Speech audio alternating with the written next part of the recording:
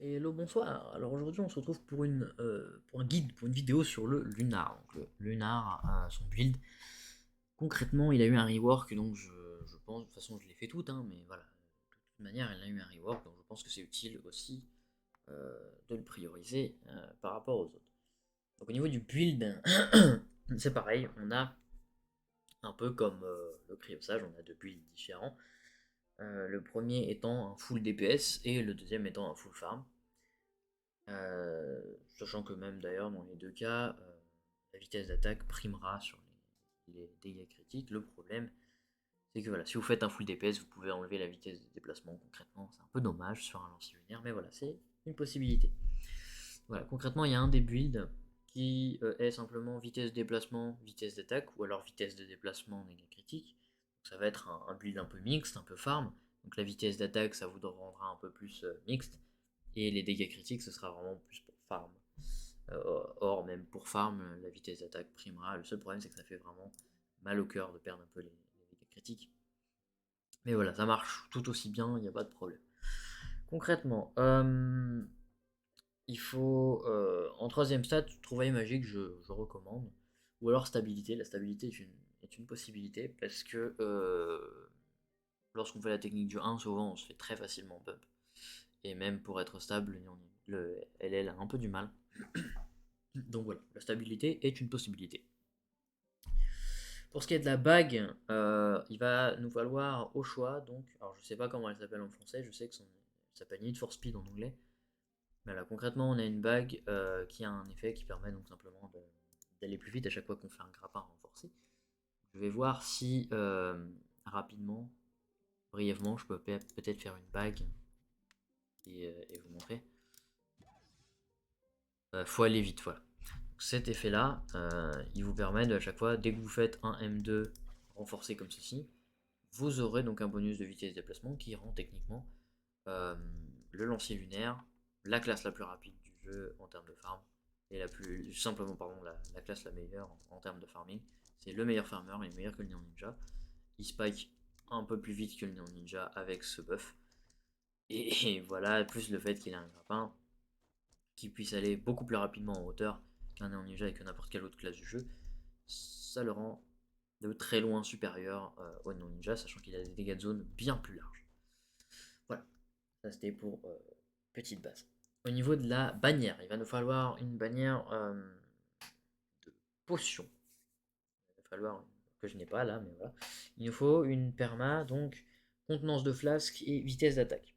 Ou alors vitesse de déplacement si vous voulez vraiment faire un full farmer. Mais honnêtement, je pense que la vitesse d'attaque est une possibilité et qu'elle vaut le coup. Pour ce qui est de l'allié, il va falloir prendre piché animé si on veut vraiment full DPS, full farm, pardon. Et si on veut full DPS, c'est possible de jouer avec Bernie. Voilà. Au niveau des emblèmes et de la potion, donc on va jouer trompe la mort, dans tous les cas. Et emblème, on va prendre martial, et si on farm, on va prendre éclaireur, mais si on veut full DPS, je conseille de jouer un chronomantique. C'est pas obligatoire, c'est un peu compliqué à jouer avec un chronomantique, mais c'est une possibilité. L'emblème abondance est possible aussi, l'emblème rayon est possible aussi. Voilà. À vous de voir après au niveau des préférences, ce que vous voulez. Au niveau de la sous-classe, j'aurais bien dit lancer lunaire, mais c'est pas possible. Donc concrètement, vous allez partir probablement sur un gluco-barbare pour le bonus de stabilité et le bonus de vitesse d'attaque. Plus les PV, ça peut être très bien compensateur si vous avez donc en allié Bernie. C'est une très bonne idée de faire ça. Donc Bernie plus un gluco, c'est une très belle chose. Et si vous voulez vraiment partir sur un build de farm, je vous suggère de prendre le bard. Voilà, vous serez beaucoup plus tranquille. Voilà, c'est à peu près tout pour ce qui est des stats et tout de build normal.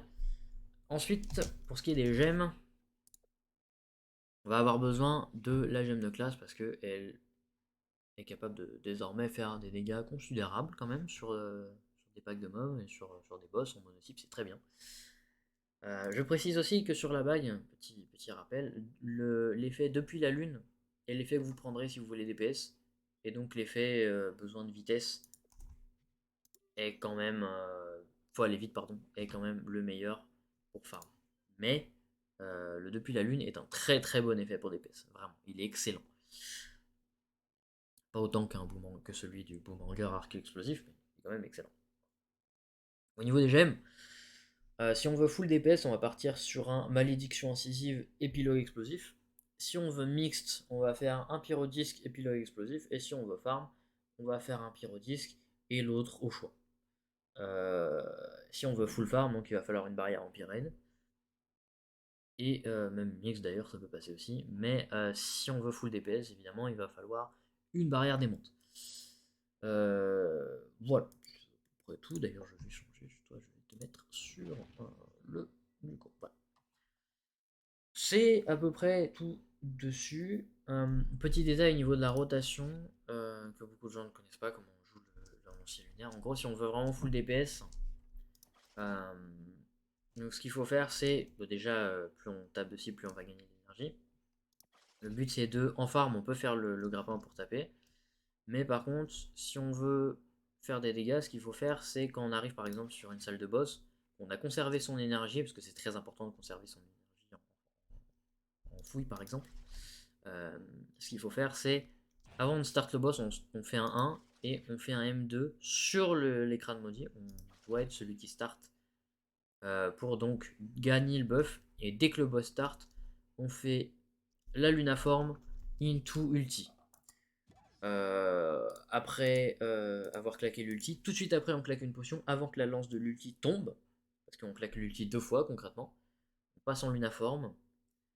Après avoir fait donc ce que j'ai dit, on fait le 1 puis le M2, on active le boss en faisant le M2, on fait la lunaforme et juste après avoir fait la lunaforme, on refait le 2 mais directement aussi vite qu'on peut. La lance tombe. Pendant qu'elle tombe, on fait une potion pour avoir le buff partiel. Et on commence à faire des mains. On ne fait rien d'autre. On ne fait pas de 1, on ne fait pas de M2, rien d'autre.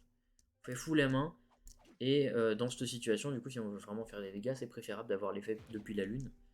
Pour faire vraiment un max de dégâts. Ce qui fait que techniquement, le burst lancier lunaire est le plus gros burst du jeu.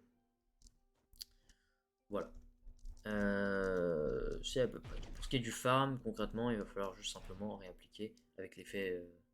Faut aller vite. Réappliquer l'effet donc sur les mobs de la vitesse. Avec potentiellement donc un emblème chrono plus éclaireur qui pourrait vous faciliter la tâche grandement pour ce qui est du farm. Parce que du coup vous allez régène votre 1 et vous allez également régène votre grappin. Donc voilà. J'espère que cette vidéo vous aura été utile. Au niveau des stats, le lancer lunaire bénéficie vraiment beaucoup des dégâts physiques, donc plus de dégâts physiques que d'habitude. Entre 375 000 et 400 000, c'est bien. 400 000, ça commence à être un peu trop. 395 000, ça commence à être un peu trop. Le reste, il faut que ça aille dans les dégâts critiques. Je suis un peu comme le Boomerang, j'ai pas beaucoup de chance. Au niveau des PV, il en faut le moins possible aussi. Donc là, j'ai trop de PV, vous voyez, il faut être à peu près entre 500 000 et 600 000 pour essayer de prendre un max de dégâts.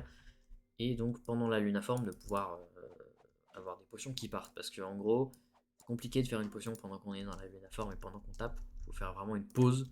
C'est très chiant. Il faut vraiment prioriser le fait d'avoir le moins de PV possible. Il faut aucune gemme avec des stats PV. Là, vous voyez, j'ai une stat PV, c'est absolument intolérable. Et là aussi. Donc voilà, il faut absolument éviter ça à tout prix. Et il faut éviter d'avoir en club principal un club qui a le bonus de vitalité. Ça pourrait grandement vous aider. Voilà, pour démonstration, ça fait. Donc là, je viens de faire le M2, ça a juste lag. Juste après l'ulti, je potion, la lance tombe au moment où j'ai activé un potion, et ensuite je spam M2 comme ça. Voilà. Voilà, j'espère que du coup cette vidéo vous aura été utile. Petit tips aussi, vous pouvez interrompre votre lunaforme si jamais vous avez besoin ou que vous voulez annuler votre ulti parce que vous l'avez lancé au mauvais moment. Vous pouvez très bien faire un tab, que ce soit en fouille ou non. Vous pouvez faire tab, ça va vous interrompre votre ulti et conserver votre énergie. Voilà. J'espère que cette vidéo vous aura été utile. Salut à tous, bye.